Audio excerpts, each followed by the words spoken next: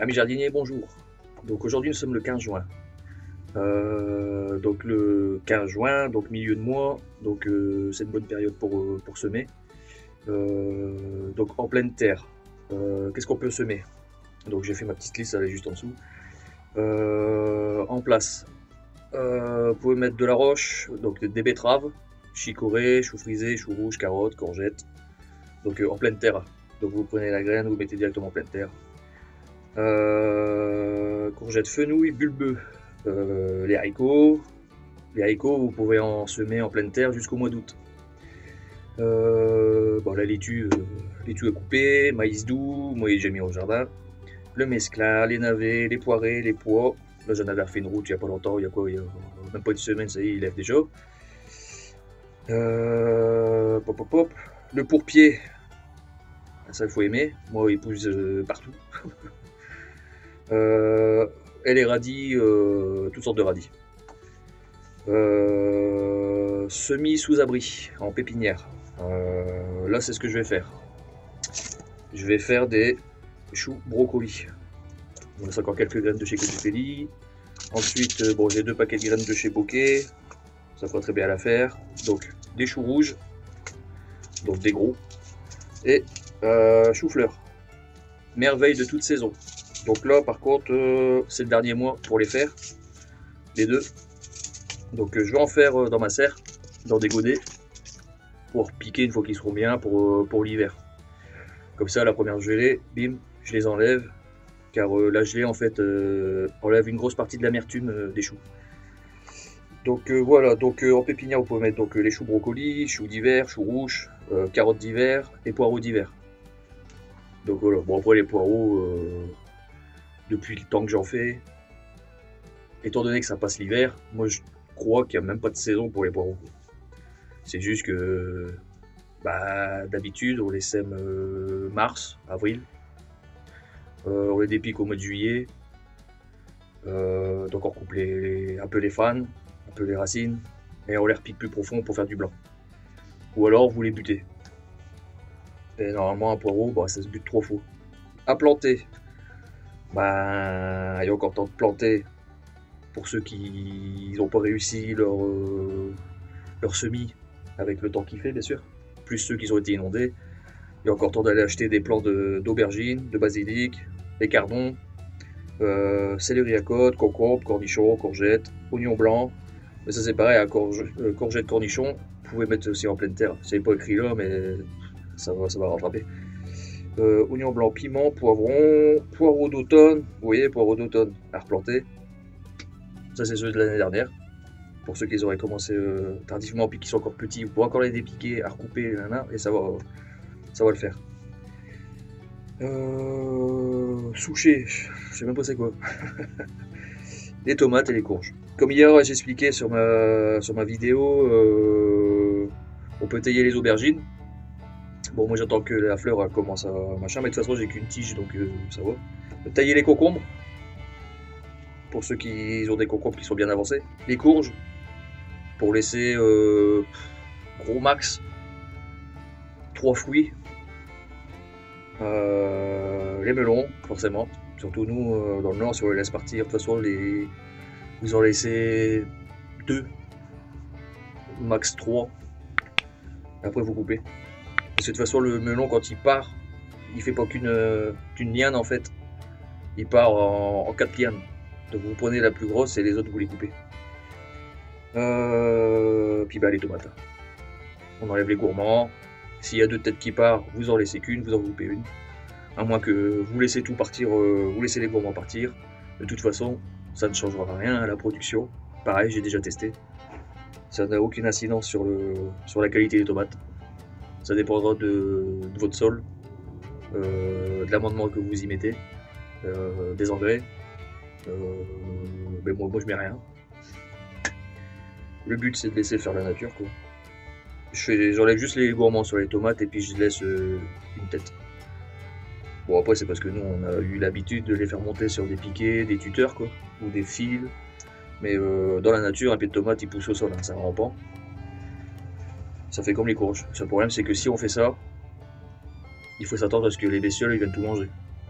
Pareil, j'ai déjà testé sur but de culture.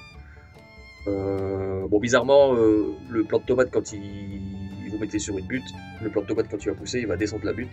Et le fait qu'il descend, la sève, elle veut. Ce qu'elle veut, c'est comme toute plante, quand vous allez plier une branche, comme les rosiers. Quand vous pliez un rosier, à chaque extrémité de là où il y a une feuille, il va refaire des jets. Et généralement, c'est pour faire des fleurs.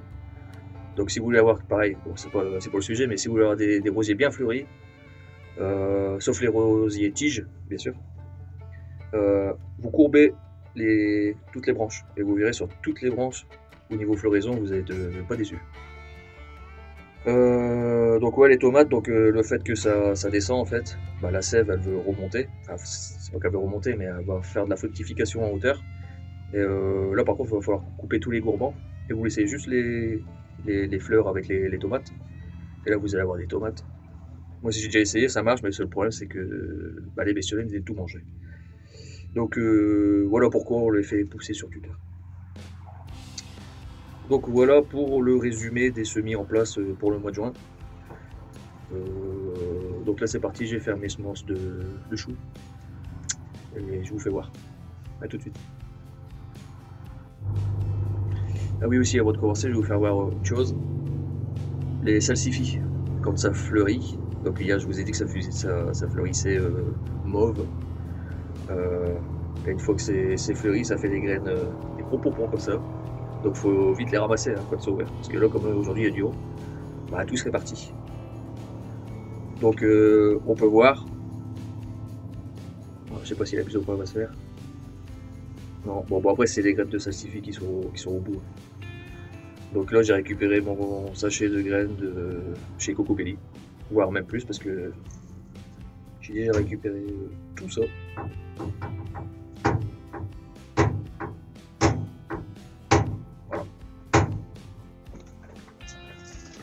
Donc voilà, j'ai préparé mes godets. Donc je vais faire 6 godets par plan. Donc là c'est des petits godets. C'est du 9-9. J'ai préparé, alors j'ai mélangé du terreau avec de la terre du jardin. J'ai préparé les avant-trous. Donc pas profond, hein, ça doit faire 5 mm. Même pas, entre 2 et 5 mm. Voilà. Donc je vais faire 6 plans pour chaque chou. Il faudra des étiquettes. Donc j'ai déjà marqué.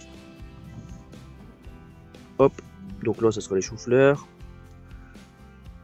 Là les brocolis. Et là les choux rouges. Voilà. Donc je les ai mis dans un... Bon c'est de la récupération. Hein. Mais j'aime bien ces trucs là. C'est les chocolats, soit les Mon Chéri ou les Ferrero. Moi je les garde, tous ces trucs là. Récup, ça peut toujours servir. Comme ça quand s'il fait super chaud, parce que là je vais les mettre dans la serre, je peux arroser que le fond. Donc là je vais commencer par les choux-fleurs.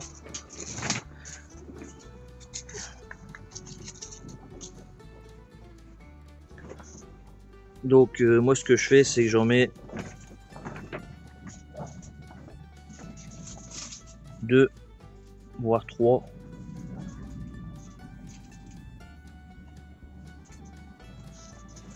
Voilà, et je garderai le plus fort.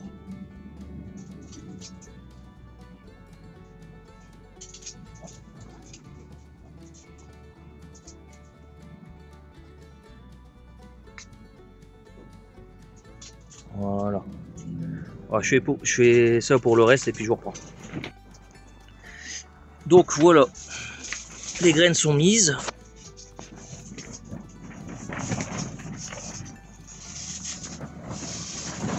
Ensuite, je vais remettre juste un petit peu de terre comme ça. Hop. Pour reboucher. Donc la profondeur, c'est pas grand chose, hein, vu que c'est des petites graines. Si vous mettez trop profond, ça poussera pas.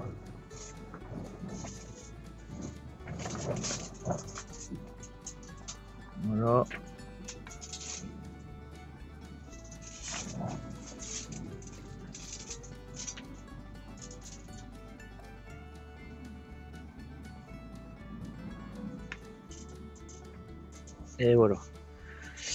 Ensuite, je prends mon petit pulvérisateur et je viens arroser copieusement parce que dans la serre il fait super chaud.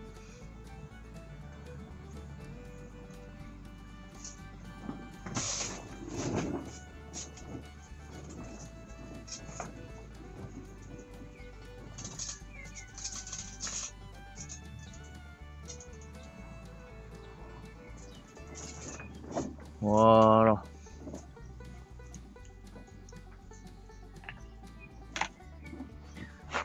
Maintenant, il n'y a plus qu'à les mettre sur les étagères, faire de la place. Hop, ça va aller là. Au soleil. Enfin, aujourd'hui, il n'y a pas de soleil, mais dans la serre, on peut voir qu'il fait 28. Aujourd'hui, il n'y a pas trop de soleil. Après, bon, j'ai ouvert la petite fenêtre. La petite fenêtre.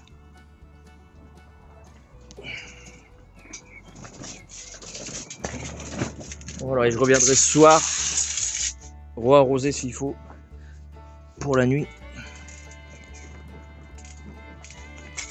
Voilà. Donc voilà, aujourd'hui semis de chou pour la fin de l'année, voire début de l'année prochaine, selon le temps.